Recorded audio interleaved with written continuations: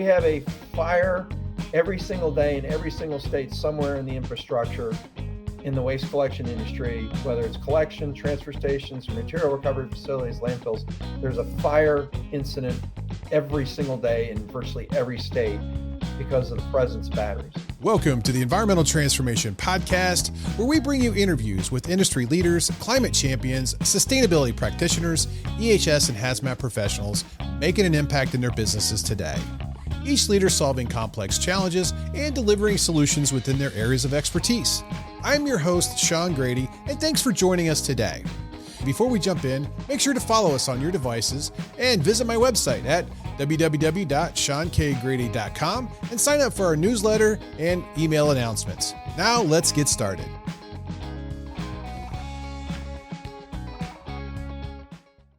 Welcome to the Environmental Transformation Podcast. I'm your host, Sean Grady, and today's guest is Michael Hoffman. He's the president and CEO of the National Waste and Recycling Association, the NWRA, and he's been an active member of the NRA for several years and is a veteran in the waste sector with decades of environmental industry financial experience. For more than 37 years, Michael his focus has been with the waste and recycling industry, having most recently served as Stifel's managing director and group head of diversified industrial research and environmental services, specialty distribution, and other industrial sectors. So he's also recently been inducted into the NWRA Hall of Fame back in 2020. Thanks. That was good recognition there for you, Michael. So, welcome to the show. Thanks for having me, Sean. I appreciate it. Well, great. For a long time, I have been curious about the association and what you guys are doing. And I've played in the environmental field for, 30 years myself now. And I've been involved in the waste management space for quite a while. And I thought, this would be a great opportunity to bring Michael on the show, talk about what you guys are doing. I understand you recently took the helm at the National Waste Recycling Association. What's your vision for the organization over the next 3 to 5 years?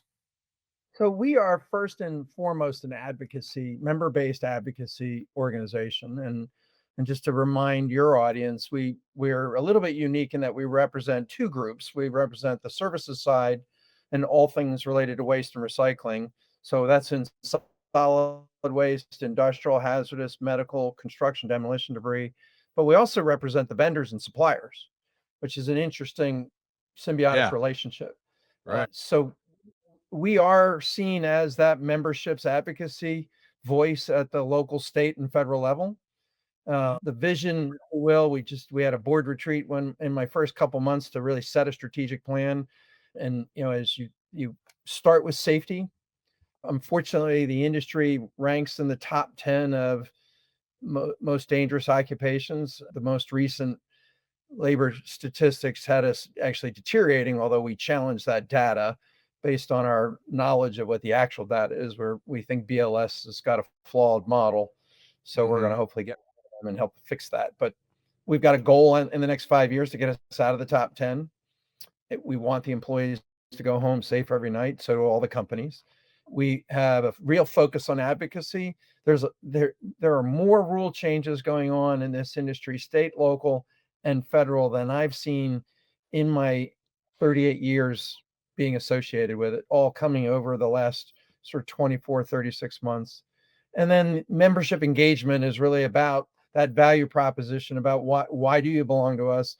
And it's everything from networking, education, opportunities to deal with endorsed partners who will help, the smaller and the independents get some buying power on supplies and things of that nature. So those are the principal objectives, if you will. Oh, well, that's good. I mean, there's a lot there to unpack. I mean, you mentioned that you're supporting the waste receiving facilities, the big waste companies, but you're also supporting the haulers and the service providers doing the day to day. And talk a little bit about the differences between the two, if you could. Well, so the services side, our membership, we have about 200 who collect the waste, process it, treat it, dispose of it. All 5 of the public companies are members, but we actually are a representative group of the independents in the marketplace. And our role for them is really about that state and local advocacy. So we have 30 chapters. We have 18 chapter lobbyists. One of our chapter regional vice presidents, so four of those, it actually does lobbying as well. So we are actually lobbying in about 25 out of our 30 chapters actively. And we're dealing with things like packaging EPR, battery EPR, revisions to solid waste management plans, burgeoning, interest in doing bottle bills again, and just being very active and having a voice at that local level, and really truly trying to help legislators and policymakers understand the complex logistics of the business. Because virtually everybody, if you say to them, what do you do? What happens with your trash? If they pause for a half a second, they go, well, I don't know. I roll it down to the end of my driveway. And when I come home at the end of the day, it's gone. Yeah, out of sight, Sadly, out of mind. of everybody's knowledge, including policy and regulator and legislators. And it's in fact a very complex logistics operation. That waste goes away every day, whether it's solid waste, industrial, medical, hazardous, every single day. It's captured effortlessly. Perception is effortlessly, when the reality, complex logistics. And we need them to understand how the business operates before they wade in and say, well, we think you ought to do X, because most of the time that X doesn't fit what the existing infrastructure can actually do. Yeah, did anybody consult California when they implemented all the organic recycling requirements out there? Well, it certainly didn't ask the waste industry, so if we want to do this, what do you think? Now the good news in California is that they actually force through you get compensated for doing that incremental work. You're able to pass through instantaneously price increases related to whatever mandate they come down with. But California has taken collection in the solid waste space to a little bit of an extreme, in that you have 4 or 5 bins in your house now to be able to handle all the waste that they want you to separate at the curb. Yeah, yeah, no, I mean that's a big deal. It's a lot to do and handle. So, are you advocating with the local state levels, like the solid waste management districts that are being set up, and in some places like they design and create these solid waste districts, or is that more at the state level and you kind of just let them do with their piece? We get all the way down to local. So yes, that when they're when local, and every state's got a unique model Right. in the context of how to approach solid waste. Got several of them that have what's known as local determination, which is a legacy of 100 years ago, approaching solid waste when population density was different, and now the population mix has changed. And should a citizen group have an outright veto authority on any type of capacity expansion? Probably not, because they're not taking into full consideration what the true solid waste management plan needs to be of that region. Mm-hmm. So you'll wade in. This is happening in Tennessee. That's called the Jackson Law, where we need to pass legislation that pulls up that permitting determination back into a state level oversight, not a local oversight. Otherwise, you'll get all these local community consumer groups, well, citizen groups, will just say no to things without really having a full appreciation of what the knock-on consequences are. Mhm. Yeah, no, absolutely. Well, what do you see are maybe some of the most pressing challenges that's facing the waste and recycling industry today, and how is the NWRA positioning itself to address it? Well, I think on the state level, the consumer packaging industry for a long time was opposed to packaging EPR, and I think correctly understood why they should have been opposed. And in the last few years, they've swung around and decided they're going to embrace it. I think it was a result of all the sustainability and ESG and the corporate sustainability reporting that was coming at them, particularly the public companies, but even the privates. And we are on a mission to help correct their misperception that this will be a cost effective and effective way to improve recovery of materials, because the data is out there. It's very clear that it does not improve the recovery rates. If you have a well established curbside waste and recycling collection program, you are not going to change your recovery rates. And even if you only have a partial, like maybe 70% participation by the public, therefore there's parts of the public that don't have access to recycling, Mm-hmm. the cost calculation here is dramatic. Mm. I give you a real live example, and it's people say, "Oh, that's Canada." I said, "Well, but it's a practical example." Ontario has a rolled out packaging EPR about 2.5 years ago. There were 53 MRFs that were collecting all of the recycled materials and processing. They consolidated under packaging EPR to 10. There are 4 companies that are participating in that. Those companies spent probably about $1 billion to upgrade the facilities or build new to be able to absorb that volume. There was no incremental improvement in the total tonnage collected and processed. And the value of the program went from 500 million to 1.5 billion. Mm. Wow, That's a great. that's a good outcome. Well, it's a negative to the consumer because it's a grocery tax. Because the Ah, consumer packaging industry is going to pass that through. So let's be very clear. Somebody could say to me, "Aren't you talking against your own book because you're going to make more money?"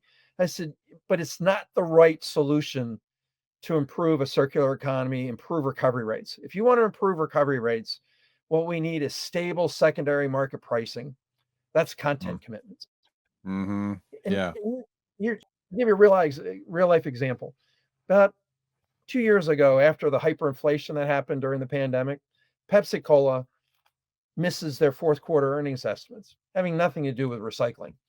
They raised prices of salty snacks because of inflation. They're one of the leading number one brands in salty snacks. Actually, they make more money in salty Yeah. snacks than in beverage. They lost market share because the consumer made the decision to move to the non-branded, lower cost product. Well, now put this into the packaging side.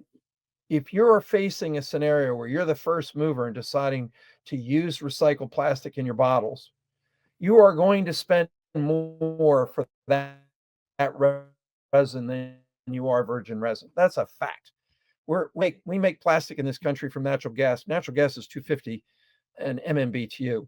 You need $8 to $10 an MMBTU to make recycled PET prices equivalent. So you're going to spend more money. That's a given. Do you want to be the first mover where you're adding that cost to that packaging, passing it through, and you lose market share? No. So I need a level playing field. If I get a level playing field on content commitments, you get a state level content commitment that says everybody has to be at a similar level, then everybody would participate. Well, but now I've got a demand driver that improves the pricing of the secondary market. It would improve recovery rates because you would then see more and more volume being captured into the recycling stream as opposed to the waste stream. And they get the volume, they get to meet their CS, their sustainability report standards that they've said that they would be at 25-30% content by a certain time. That's what we need. And Yeah. it would be a lower solution and we would improve recovery. Hello, ET Nation. I want to thank you for listening to the podcast. If you enjoy the interviews we bring you, please consider supporting the program by visiting my website at SeanKGrady.com and buy me a cup of coffee. Proceeds will go towards helping me continue producing timely content and offsetting production costs. I'd also like to take a moment and recognize a few of our sponsors of the show who have been amazing partners and who are ET Nation legends. If you're looking for a driller and an environmental contracting firm to help you delineate the extent of contamination at your site, then look no further than Cascade Environmental. Cascade has over 37 offices across the country and offers a huge range of environmental and geotechnical drilling, site characterization, and remediation services. With their huge fleet of equipment and nationwide coverage, Cascade is a great choice to support your environmental and infrastructure needs. To learn more about their company, visit their website at cascade-env.com. That's cascade-env.com. I'd also like to give a shout out to Enthalpy Analytical. If you're looking for a single source for all your laboratory testing services, then give Enthalpy Analytical a call. With their network of accredited laboratories, experienced project managers, chemists, and industry professionals, they have everything you need to support your next project. They can analyze anything from drinking water, groundwater, soil, sediment, sludge, air, and much more. To learn more about Enthalpy Analytical, visit their website at enthalpy.com. That's enthalpy.com. Finally, I'd like to recognize Zappa Stewart, the leading provider of superabsorbent polymer technology for the power, dredging, oil and gas, and remediation sectors for over 20 years. When a reliable, fast, and cost-effective liquid waste solidification solution is needed, customers count on Zappa Stewart's brand of SAPs and technical expertise. When liquid waste needs to be out of sight and out of mind, give Zappa Stewart a call. To learn more about Zappa Stewart, go to my website at SeanKGrady.com. That's SeanKGrady.com. Now, let's dive back into this interview. Well, I mean, just for the listeners who might be a little bit in the novice side of this, let's break down EPR for them, because I mean, I know what it is, but some people are not gonna like, what did you just say? Because that was an acronym I didn't catch. So let's break that down so they get that piece. Okay. Fair enough. So extended producer responsibility is what EPR stands for. And it basically shifts the payment in the recycling world. It would shift the payment from the consumer back up to the producer of that packaging. So in this context, it would be the bottling company that makes bottles to put your Coke in or your Pepsi in, or your detergent bottles for your Tide or your Dial or what have you. Ultimately, the brands get involved because this will work its way through to them as well. So you're having conversations with Pepsi and Coca-Cola and Procter and Gamble, and those companies for the longest time pushed back on EPR because I think many of them understood that there was going to be a pretty healthy cost increase. Right. The advocates of packaging EPR came out and tried to convince them that that cost increase would be modest. The evidence so far, just to be very clear, we have 5 states that have passed packaging EPR in the United States. Only one of them has really started rolling out the program. That's Colorado. Oregon will be next. So the only location in North America where a substantial program has been rolled out is Ontario, Canada. Okay. And But think Ontario, so for the listener, and the whole bottling company scenario is something that they know all about this. They used to do it. You used to go and pay to buy a 12 pack or a 6 pack of Coke in bottles, and you pay for the deposit, and then you to return the bottles, and you got your money back. It's like they know this process. Now, of course, that was to reuse a lot of the bottles in the process and not now actually recycle per se. But it seems to me like these companies should recognize the value of basically recapturing the money they already spent for the virgin product. They already put the product in and then and use it to recycle. and I would tell you, I think the packaging companies today are prepared to use recycled content. They're prepared to drive a like for like use of a recycled material, which now defines a circular economy. Right. They will say they can't get enough volume. We would push back as an industry and say, well, we think it's probably more to do with you don't want to be the first mover because you're going to pay more for that raw material as a recycled content Right. than you do for virgin. Well, So, think of it though, but doesn't this create an opportunity for these companies also to create new infrastructure for their own business well, and drive new revenue? yeah, so I don't think it's as much of that as it would be if they would support content commitments, then I think the public you would affect better capture. We only capture about 32% of PET bottles today. Mm-hmm. There's about 20% of that remaining 70 sadly is still litter, and then it's parts of the country where the recycling's not available, so it's ending up in the trash stream. Mm. Maybe even 30%. So that leaves me 40% is leakage. Where is that leakage? It's outside of the conventional solid waste collection infrastructure. So you go to the beach, take your beverage of choice with you, consume all those as you walk off the beach. What do you have there? You don't have a recycling bin. You have a trash bin and you Mm. empty that in there. Mm. That's a public Mm. setting. The Mm. gas station. What's the first thing you do? You put the pump in. Second thing, you empty out all the stuff that's in your car. What's in your car? Almost all of that's some type of a beverage container. Typically, yeah, and some other probably recyclable materials. Well, and so next time, it's an occupational hazard, look in that trash bin by your pump. It's a very dry waste stream. It's predominantly fiber and packaging. Yeah, no, I mean, yeah, I think, the whole concept of let's do more recycling and making it easy for the consumer and or the end user of it. I mean, yeah, separating these waste streams in more effective containers and having better signage and better ways and make it easy for people just to like drop the can in the right bin and drop the plastic bottle in the right bin and your plastic wrapping in the right bin and your contaminated stuff in the right bin. I mean, it's like make it easy for them, but unfortunately, it's Well, not really being driven across the industry sadly, and 40 years or in ago when recycling society.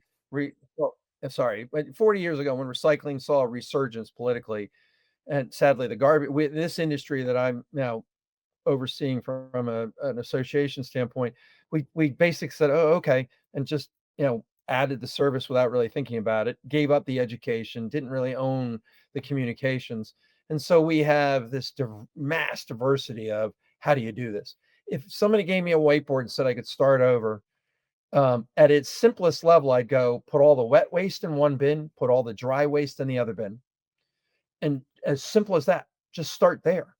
Because today in 2025, the separation technology is good enough that even though there will be things in that dry bin that don't have an end market yet, I can get it separated into all of the pieces.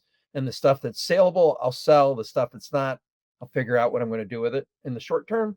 But the technology is there now to separate it. Well, that kind of leads me to my next question, Michael. Great segue here. How is the NWRA promoting technology innovation such as AI, robotics, advanced sorting systems to improve the recycling rates and operational efficiency? Well, so as I mentioned, half our membership are the vendors and suppliers in the industry, and they are actually those who are the product innovators. And I would share with you just on the recycling side as an example, you have seen an advancement in near infrared optics and software as a service on the AI side in recycling as well, where the level and quality of the separation today in what I'd call a modern MRF is unbelievable. In the paper grades, you have, you talk about it as three different colors. There's brown, there's gray, and there's white. Brown's obvious, it's corrugated. White Yep. is your sorted office paper. It's that graphic paper, Xerox paper. The gray is mixed waste paper. It's everything else. In a modern MRF that's been built in the last 5 years with this quality optical technology, that gray paper is almost white. It's that you're getting that good of a separation. We can now, a pill bottle, a plastic pill bottle, that's polypropylene. It's small. Yeah. The separation technology can now see it. We can Mm. actually capture it. Your yogurt cup, that's polypropylene. It's small. 6-inch clamshells that are made out of PET. Again, small, hard to see. The technology is getting good enough we can collect it. We can separate it. So we're now seeing the vendors in this association bring that innovation to the forefront, and with it, you're seeing the private sector predominantly make about a $7 billion investment in modernizing the infrastructure around recycling processing. On the AI side, you're seeing that show up in the truck with camera technology that's both from a safety perspective, but also starting to help. Can it actually see what's in the bin as it's tipped and be able to alert, hey, there's batteries in there, and now we know that we might have a risk, or there's material that shouldn't be in there, and we're able to either stop that tip or be able to charge for, hey, you put something in here you're not supposed to, and be able to go back in, bill the customer for the right item. Well, it sounds like this, technology is really helping advance more of the concept of single stream recycling, isn't it? I mean, because now the sorting can be done more effectively and it takes a little bit of the pain from the consumer away from just making sure they sort everything properly. Yes is the short answer to that. Although I would Okay. also tell you, I think there will be applications where communities can't afford to have two different collection operations. They want to stay with a commingled stream, and the technology is getting good enough. You can actually even separate the total MSW. And Really? So total MSW, you just throw it all in one sink and then it'll sort through it. where it's getting there. It's not the mainstream approach yet, but I think it will be one of the options that will be available to the marketplace. Yeah. That's interesting. I didn't think through that. That's actually really interesting because think of all the organics you're also going to pull out that you can use and sort. That's waste stream by itself or Right. RNG production. You've got, obviously all your recyclables that can be sorted out and parsed out between its Yeah. different types. Metal. You could get Right? your true conversion rates into the 50% level versus we're in the 25 to 40% today, depending on where you are in the country.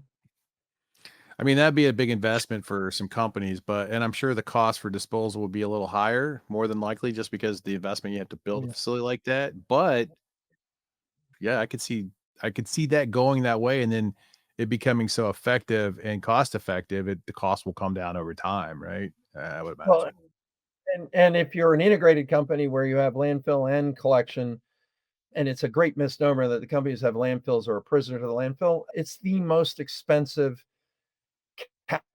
capital they have is in their landfill. It's the most capital intensive. So if you tell me I can extend the life of that landfill because I can able to economically divert more volume away from it, I actually will save spending because I will prolong the life. I'll have to then do less cell development on an annual basis, and you're actually generating more cash, more profitable.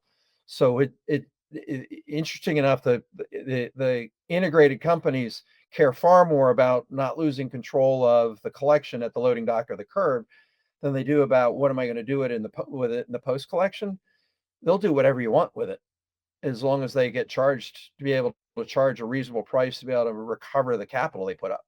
Oh yeah, no, that's good. Recycling contamination remains a major barrier to some of the sustainability. What role and can you see technology and public education support your position and play in solving these issues? Well, so the education side is one where you have to do it repeatedly over and over and over again. You have to constantly maintain that message. And so I will tease your audience with in 2 weeks, there will be an announcement at our annual awards gala where we honor our drivers and operators of the year and induct our next class into the Hall of Fame. We have a licensing agreement with a national figure that you and I generationally, you know who it is when you see it, that that that we're going to be able to use for PSAs to help drive the recycling message and particularly around batteries. Nice. Because That's amazing. that's probably that's probably where the greatest issue, that's the greatest risk in the industry right now Lithium is batteries. batteries, period, but lithium for sure, and lithium metal and lithium ion. But batteries, just batteries as a subject, it's a misperception that even your alkaline battery is no longer got a charge in it. Yeah. It just doesn't have enough charge to do whatever it's doing. Still got residual energy in it, and if you can create a heat event where it is in contact with any type of a flammable, and next thing you have a fire. We have a fire every single day in every single state somewhere in the infrastructure in the waste collection industry, whether it's collection, transfer stations, material recovery facilities, landfills. There's a fire incident every single day in virtually every state because of the presence of batteries. We got to get Wow. batteries out of the waste stream. If I had one thing, we'd actually take the contamination in the recycling bin. The technology is getting good enough. I can deal with it. It's not perfect, but I can live with that contamination. We got to get the batteries out. Got it. Yeah, no, that makes a lot of sense. I mean, and a lot of people, everyday users are, the small double A, triple A, 9 volters. They're just throwing those in the trash. They're not recycling them properly because there was been it seemed Right. like there was a PSA a while back that said, oh, you can just throw them in the trash. You don't need to recycle those. Yeah. No. Not really accurate, And is it? and it's not. No, it's not accurate. And while there is probably not a recovery value of that alkaline, that universe of alkaline batteries from a economic, is there any material you can recover? Not yet. But it becomes a safety issue. But Right. here's an important message for your listeners. if you have power tools, right? The power tool battery, it's about 4x4 in size. If you bought that from a reputable brand who's making those tools, they've done all of the testing and analysis on that battery pack. So they know that those cells are going to be put in uniformly, and that when they put it in the charger, if you leave it overnight in the charger, it'll stop charging once the battery's full. But that battery lasts 3 to 5 years, depending on your use. We go to replace it, it's $40. Well, you can find a cheap alternative on Amazon or an equivalent retailer, and you'll buy the cheap one. Doesn't have the same science behind it. And I would tell your listeners, don't leave those in the charger. In fact, don't charge them unless you're in the room with them charging, because those things can create Overheat. fire. Yeah. Yep. Yeah, no, that's a that's a good point. I like that. I mean, you're right. And who doesn't have, a couple of those NiCad, LiCad batteries or lithium ion sitting around that, kind of died out. You used them up and they don't work anymore. And that's kind of like the consumer the CPR thing, right? Or the EPR thing, where Yep. you've got those batteries and you're like, well, I want to take them back and have my Ryobi or Milwaukee or DeWalt or whoever those guys are take those things back. And you want to know something? That loose rechargeable battery world is supporting that. And so we are successfully rolling out a packaging, like instead of packaging EPR, battery EPR. Hard to handle materials ought to have an EPR. Mattresses, tires, car batteries, Yeah. paint. Yeah, paint. I Yeah. think Canada has paint. Canada has paint up there. Yep. Yep. And so we support that type of an EPR. And the good news is that loose rechargeable battery world is supportive of this. The embedded battery world's not yet. They're in denial. There are 40,000 consumer products that have an embedded battery. I don't know if you have children or friends with kids, little kids, and you ever see the sneakers with the flashing lights? Oh, yeah. That's an My kids embedded had those. battery. Yeah. Well, Oh, that gets thrown in the trash. It's yeah. put in the compactor part of a truck. You bend that, you cause that battery to break. Reacts. You get a chemical reaction. It goes to 1,300 degrees in milliseconds, and it's an anaerobic action because it's chemical. It doesn't need oxygen. Yeah, that's scary when you think about it. That's Yeah, a big challenge for sure. Some other EPRs would be like white goods. yeah. And you do have that. You I mean, increasingly that are would be the seeing that. easy one.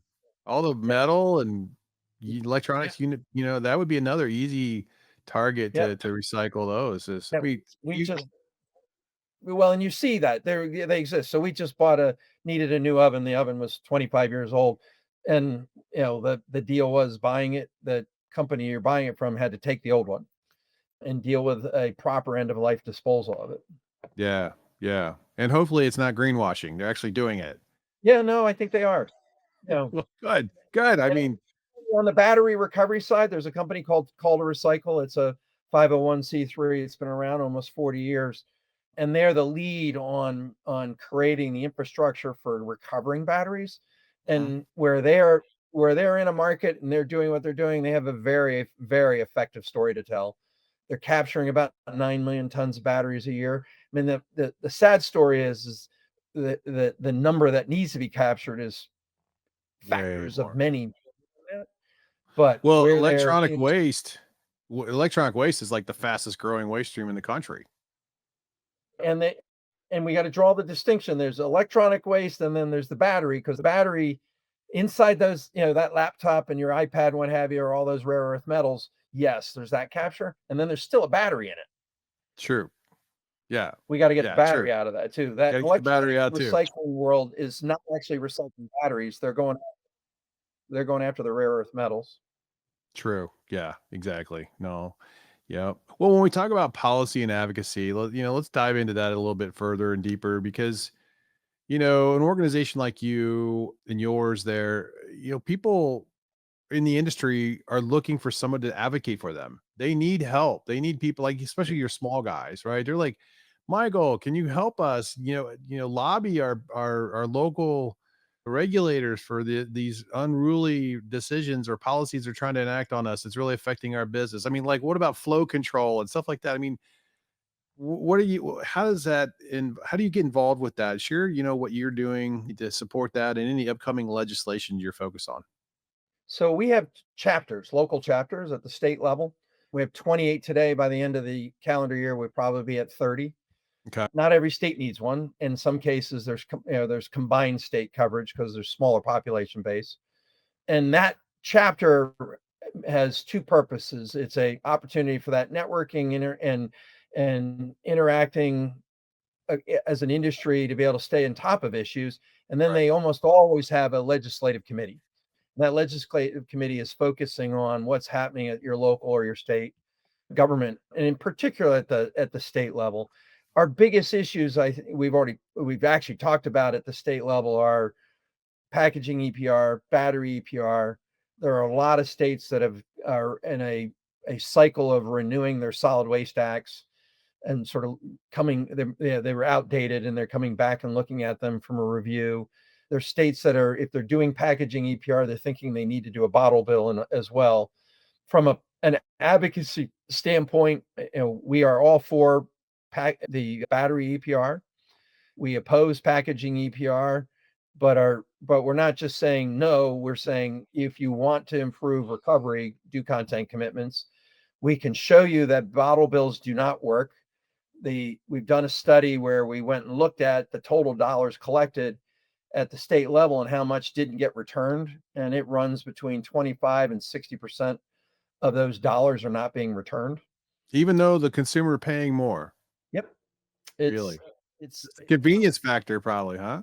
it's a convenience factor, and this plastic bottle, it's so, it's thin walled, it's so easy to just crump, and it's in the trash, and the bottle bills mean you have to do something. You have to proactively do something, and there's a very small percentage of the population will do that proactively. Communities that have drop-off centers for their recycling, the Mhm. community participation rate's in the teens. It's not even 20%. It's 15 to 20% because it's a convenience factor. If we're going to get this nation to improve the recovery of things, we got to make it easy.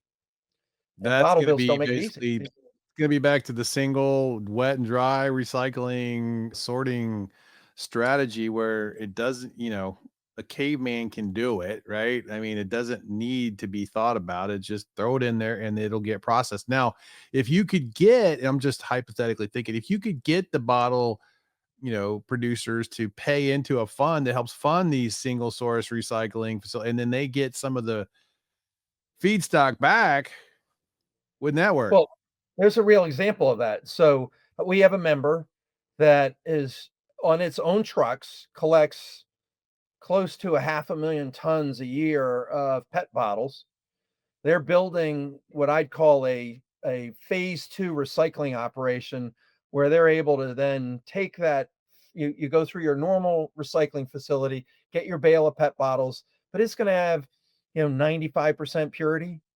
Now run it through this secondary processing, and you can get to 99.9%, separate it into colors, wash it, flake it. Now you've got a no objection letter from FDA. You can use that back in a bottle. Are you talking about Republic's new polymer facility they put in Las Vegas, and the one they just built in Indianapolis? Yes, there's an example of where that's Yeah. happening. Right. Yeah, Republic's leading the way right now in that space. Matter of fact, I'm gonna have them on the show to talk about that facility here in Indianapolis here soon, since I'm in Indianapolis, and so it's a good reason. But I love that concept, right? I mean, that their little motto, sustainability in action, is what they're all about. I mean, to be able to take that waste stream and create a new revenue stream through the sorting and separation and create new feedstock, that's like the next level of the circular economy. Absolutely. And they are satisfying that demand side to a Pepsi or a Coke or the equivalent thereof. And we can either get more of that happening at the collection side, but if we also created content commitments where we then separate the price of that recycled material from the underlying commodity value, where it then becomes demand driven, Now you got price stability. Yeah. Yeah. You have price stability and more money will come into the marketplace.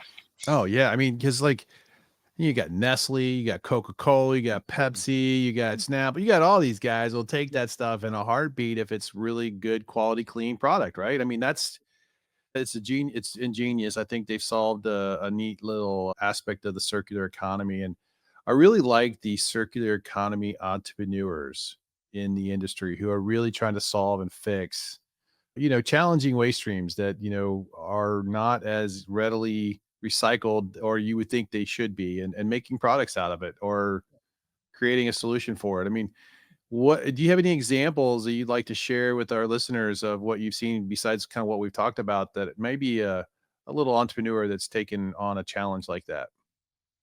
Well, I think where the entrepreneur is showing up is they're trying to figure out alternatives. So glass is one of the favorite ones. The sad truth about glass is that it's sand, and therefore, if you put it in a conventional recycling operation, can you imagine throwing sand into a mechanical process over and over again? So, this I think where the innovators have come in, they've gotten the separation technology now. Is it good enough you can get the glass out at the beginning of a process? So now it's not running through the whole thing. That's one. And two, what can you use it for? Well, one of the entrepreneurs that's has got a product out there is that you're grinding that glass and you're using it as a Portland cement substitute. And it's a lower cost opportunity versus Portland cement. So in the cement making, could this replace that? And therefore you don't get caught up in the transportation issues. Because the problem with glass is it's heavy. You can't move it very far unless the demand side for that is pretty healthy. What about reuse of We have a CCR? member in Ohio who has a Yeah. yeah, so that's I mean, we're way past that being as big of an issue as it used to be because Mhm. it's out of the waste stream as it's not in the waste stream as much as it used to be. I think in the construction and demolition side of the model, there's an enormous opportunity for reuse there. Yeah. You now have technology that can take asphalt shingles and get the economic value of that oil back out of it from an asphalt shingle standpoint. The gypsum market, that wallboard is gypsum. It can be made back into a wallboard, or you can process it into a nutrients for crops and what have you, because of so it can be spread in that manner and used in an agricultural setting. I think the other entrepreneurial aspect you've seen is the most people don't realize that the waste industry was the early adopter 30 years ago of renewable energy. Oh, And then yeah. and they say waste energy. I go, yes, that's true. That's 50 years ago. But the bigger one is landfill gas. We Yeah. we produce 11 million megawatt hours of power sold as base load power into the grid. That means you guarantee it'll show up. Well, now we're taking that gas and we're upgrading it to be pipeline quality. So now you've got a renewable natural gas that can go into the pipeline and it can, run your stove, your hot water heater, or be in a vehicle. So you're seeing more and more of this gas being upgraded into renewable. It was entrepreneurs who came up with the technology to get us to a place where you could do that economically. So you and I have been around in the business here quite a while. Aren't you amazed at the way that the industry has changed its vernacular talking about this type of activity and now it's sustainable versus we're recycling? Because back in the day we were like, hey, we're recycling, reducing, reusing. And then there was this huge shift about 5, 6 years ago. It's like, no, this is all sustainability. We're like, no, we've been doing this for 30, 40 years, guys. This isn't like, we need to create more infrastructure around, but we need to change the way we talk about what we do.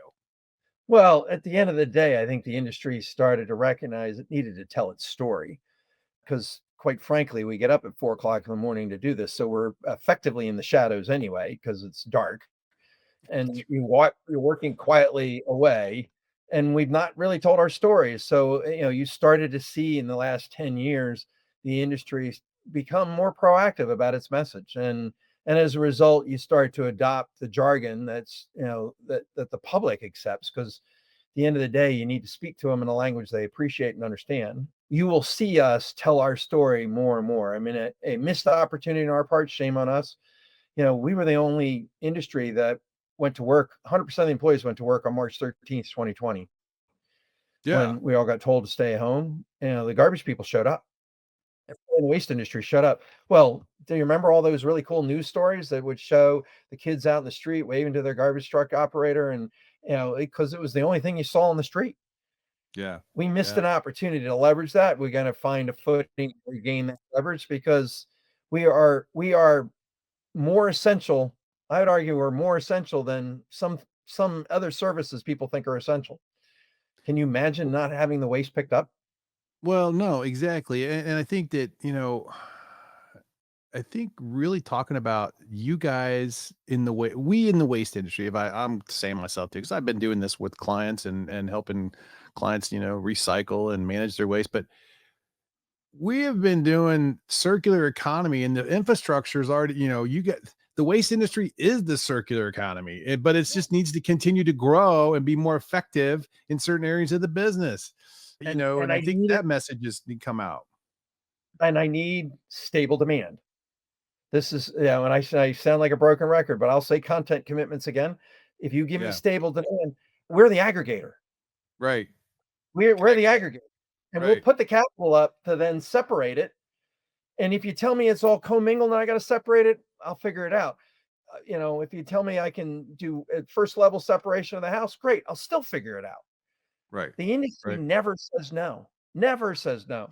They No, go, I wait, mean, they go, wait, they you figure. innovate, they engineer, they design, they figure it out, and they come back with a solution. And because that's what we do, we like to, it is making an impact in the industry, or in the world, really, because we're trying to recycle and reduce our waste and create a home for these materials, and how can we make revenue off of the materials, right? I mean, Yep. I always I joke around. One man's waste is another man's treasure, and that is rings so true in the waste industry because you see something that's a waste, but some people see it as like that's revenue for me. I can make something out of that, and we can extend the life of a lot of products. I mean, and I think let's reduce the use or the reliance on new, more natural resources when we can just keep reusing the ones we have, right? Absolutely. And this industry asks itself that question every day.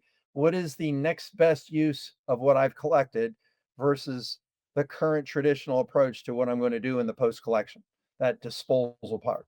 They ask themselves that question every day.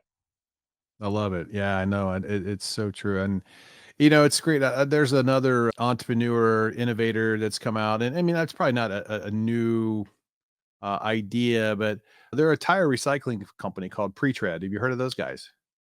I have not. So they're out of Colorado in the Denver area, I believe, in Denver. And they recycle tires. And when they take these tires, they create products from them that are being reused into, like, say, those highway barriers that separate those lanes, and they're made of concrete, well, Yep. they're made of this recycling tires. So they're safer, they're softer, they're, reusable. It's a great product. You can make, they're going gangbusters right now with their business model. It's pretty cool. Yeah, and you will, I mean, and there's again another hard to handle material are tires. And what do you do with them once you collect them? Because we don't want them in the disposal infrastructure. They float in a landfill. You don't want them there. But they've got a tremendous amount of material value. And there are only so many astroturf fields you need to get crumb rubber.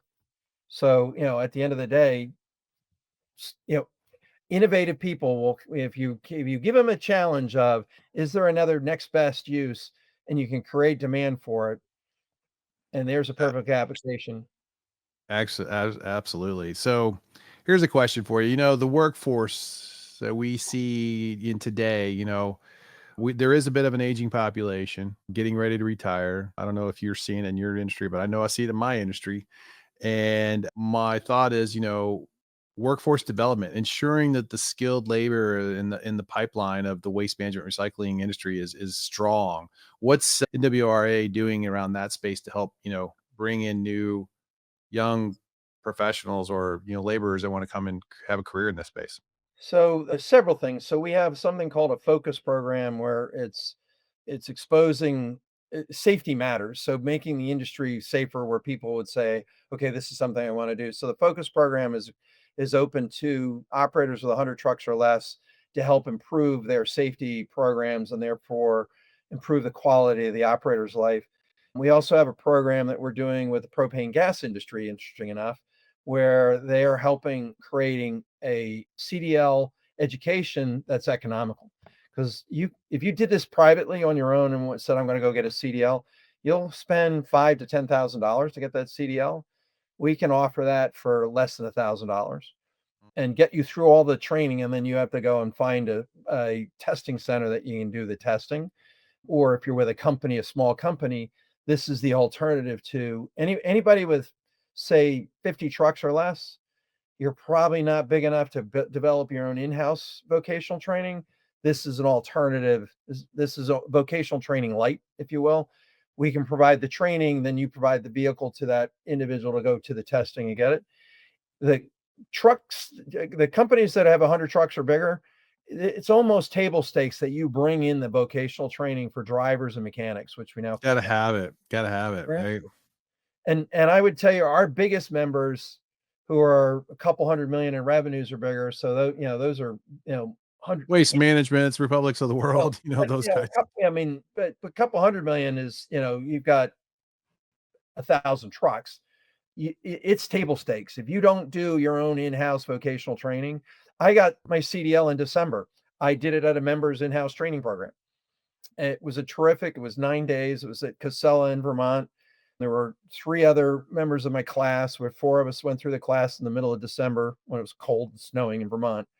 And it was terrific training. But more importantly, you're changing people's lives, because typically what you'll do is you'll have helpers, people who are working on the trucks, people who are doing, driving work trucks, but not CDL drivers, who've shown themselves to be reliable, hard workers. You give them a shot at their CDL, that takes them from 15, $20 an hour to 25 to $30 an hour with benefits.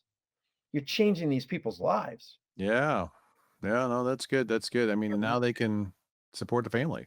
Well, and the retention rate of people you've trained, and by the way, the history of us in our economy is well known. I mean, I had a real job once way back when I got out of engineering school. I worked at GE in one of their famous training programs. GE was the company it was in its early history because it invested in people. Mhm. You invest in people, the reward from that pays itself back at tenfold. Well, your retention rate of in-house training is in the high 90%.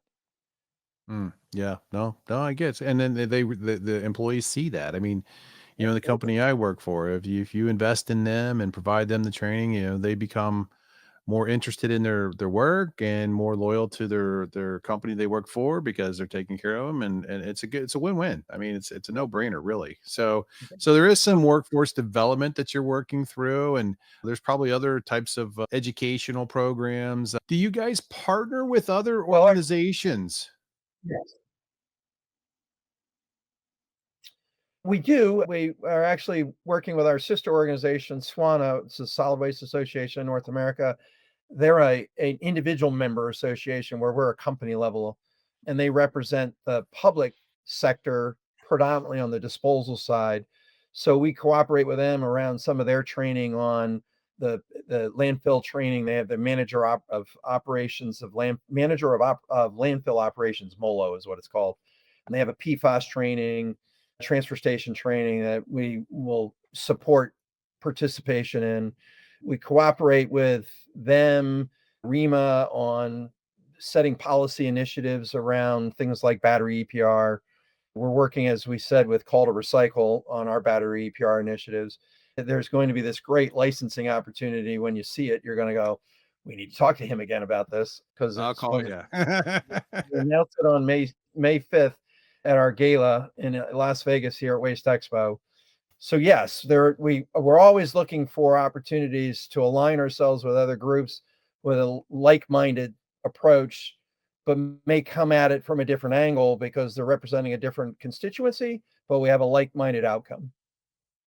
One organization that comes to mind is the Alliance of Hazardous Material Professionals, their membership organization, the CHMMs in the industry, Yeah. who, are on the front line managing industrial waste and hazardous waste and solid waste too, right? It's just maybe not from the typical MSW approach, but they're really tied into, the circular economy, and they're helping Right. drive sustainability outcomes for the companies they work for, right? So Yeah. that'd be an interesting one to maybe consider talking with. I'm a member of that organization, and I head up our national conference that we have each year. And so it's the EHS Hazmat Summit coming up in September in Louisville. So, the Well, we'd love listeners to hear listening. more about that because we do memorandums of understanding with other groups often. Okay. We're working with the Environmental Technology Council, which represents companies who are in that industrial and hazardous waste marketplace, but we are not as currently tied in with your group. HMP. Yeah, well, you know what? I can probably strike up a conversation with you on that too offline, but I think might be a good opportunity. Yeah. So yeah, we were kind of just actually talking about one of my next questions about collaboration with public and private sectors and to create a more unified, effective waste and recycling strategy. So, I know that's kind of what your big aim is to foster these relationships and to work with the public and private sectors. And that's great. One topic we didn't touch on that you kind of slid in there just real quick, but PFAS seems to be running the show, and a lot of concerns around the waste and recycling, at least waste disposal. What's NWRA's approach to supporting those efforts of whether that's research, technology, or managing or policy there on PFAS? Yeah, so the prior administration promulgated a rulemaking called CERCLA PFAS, and they wanted to regulate PFAS, and there were 4 compounds that they focused on, but they wanted to regulate it under the Superfund statute. We are fighting that. We're not opposed to regulation. CERCLA is the wrong vehicle. EPA knows that CERCLA is the wrong vehicle, and I think this current administration, I think we have a reasonable chance to get them to vacate that ruling and then go back and revisit doing it under RCRA. The issue for us under CERCLA is that municipal wastewater treatment, composting, municipal landfills are aggregators of PFAS. We're not generators. Yet under CERCLA, we could be held accountable as a generator, and we have no ability to control whether the waste stream has PFAS on it or not. It's it's pervasive. The amount of PFAS that is in leachate is minuscule in comparison to the amount of PFAS that shows up in municipal wastewater treatment operations. But we can't let this current approach to this persist. So we're party to a lawsuit with the Chamber of Commerce. We feel pretty good in our negotiations with EPA so far that they understand that they did not do appropriate cost analysis. So at a minimum, they need to do that. But what we hope is they will revisit, vacate it entirely, and start. Since they've got to do the cost analysis, they might as well start over and put it in the right place. And that would be RCRA. We have a similar issue around greenhouse gas reporting and emissions, where they're not following their own procedures. We're again not afraid of emissions, but you need to follow the policy and procedures that you laid out in how you go out and monitor, and they are not doing that. And so we're pushing back on them on that issue as well. The good news about PFAS is that you can get it out of anything. The question is, what do you do with it once you get it out? And I think there's growing body of evidence that we are now getting to a point in technology where we can in fact destroy it. We've proven you can thermally destroy it. Now, can you approach other forms of destruction? Battelle out of Ohio has developed a technology that does in fact successfully break the compound down, and so you break that short chain, long chain carbon bond and get the fluorine out, and therefore you get that forever aspect broken. So you're starting to see innovation come into this as well. I think from an industry standpoint, we just want good regulation. We don't want bad regulation. Yeah, I think there's a lot of uncertainty still on what EPA is going to do in that space, and RECRA, that's an interesting one too because being a generator, making it a hazardous waste would be really onerous for a lot of companies, I would imagine. And that, Doesn't need to be hazardous. It can, I mean, you could call it a hazardous substance if you want, not a hazardous waste. But RCRA is a better place for it to be regulated under than CERCLA. yeah. Yeah, super fun. It's got a strict joint and several liability issue to it that Yeah, that's the problem. You're going to bring everybody to the party to try to clean something up that doesn't have anything to do with it. And I get your point there. That makes a lot of sense. So interesting, good conversations and lots to cover there and unpack if we want to do that. But hey, as someone who's been inducted into the National Waste and Recycling Hall of Fame before becoming CEO, how's your industry background influenced your leadership style and the goals for the association? well, I think one of the things that the association realized so we're 65 years old. In the first 50 years, the three presidents that ran this organization came out of the industry. Hmm. And then the last two prior presidents are professional association people. And I'm not here to besmirch a predecessor, but they didn't know the industry. It's not rocket science, but it's complicated. The very fact that you've been doing it as long as you have, and I've been doing it as long as we have, is partly because it's complicated. Yeah. And being able to talk about the business, understand the business, know what the topics are, goes a long way in one, engaging the membership, getting them involved, convincing them to be engaged in, particularly at the chapter level around the advocacy issues. But it also helps us raise the profile of the industry in all of the things that we do and do well, because I can walk the talk. Yeah, you coming from experience, right? I mean, it's a good leverage point to be convincing, to let people know what's going on, and you get the experience. That's good. So I'm glad to see that. So well, congrats on your Hall of Fame recognition. That's pretty amazing. How do our listeners, if they're in the business, want to get involved with NWRA? So we have on our website, we have a membership section. You can click down into it, and it's electronic. It'll send you to. We use an outside organization to help do closure part of it. So it's www.wasterecycling.org, Okay. or you can go into Google and type National Waste and Recycling Association. Will bring you to it as well. So that's the simplest way is joining as a member. And we have three distinct categories. So you can be a vendor, supplier, you can be a services company. So you're direct touching the waste.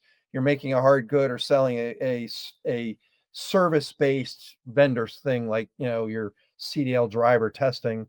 And then we have a professional association category as well. So we have law firms, consulting firms, accountants who are part of this, because there's a lot of issues Well, around. they got revenue to figure out how much am I going to generate.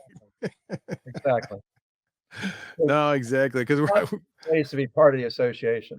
well, that's good to know. Yeah, my colleagues and I were just recently talking about doing a feasibility study for some of the deep well injection type work we do, and helping companies learn, how they can make a better business decision to maybe move down that road to, for maybe PFAS disposal and other of leachate, doing deep well injection. I said, well, we can do a lot of that feasibility wise, but I said, well, we're going to struggle is, the actual revenue that they can generate from their revenue base when it comes to, we'll need more. They're gonna have to take that on. We can't, Right. we can do first level, but they can't do that. So, but it still is a good exercise to understand like what's the value and maybe taking that approach versus Yeah. offsite disposal of leachate that's costing them millions of dollars a year. So it's a real issue too, Right, right? right. We have, a, we have another sister organization called the Environmental Education Research Foundation, EREF, and they're doing some really good body of work around what are the best disposal options, and an effective way to manage through the disposal hierarchy that EPA has promulgated, as well as some really good work around emissions as well. Yeah, absolutely. Well, this has been a great conversation, Michael. I really appreciate you coming on, and we really, we're happy to provide this platform for you to, educate our listeners about NWRA and all the great things you're doing. We look forward to having you back on the show down the road and talking more about what you're doing. And, hey, thanks for coming on. and we really look forward to your time there and your big gala there in the WasteCon coming up. Thank you very much. Yeah, Waste Expo is Waste Expo, sorry. Waste Expo begins May 5th through the 5th, 6th, 7th, 8th in Las Vegas this year. We'll be at the Fontainebleau Hotel on the 5th at 5 o'clock. There's still a couple tables left. Anybody wants to come, we're looking forward to celebrating our industry, our drivers and our operators of the year, and inducting a new class into the class of 2025 Hall of Fame. All right. That sounds great. Thank you, Michael. Ron, thank you for having me. Appreciate it. Absolutely. Thanks for listening and watching the show. If you enjoyed the show, then please share it with your friends and coworkers on social media and tell somebody in person. Thanks for being with us, ET Nation.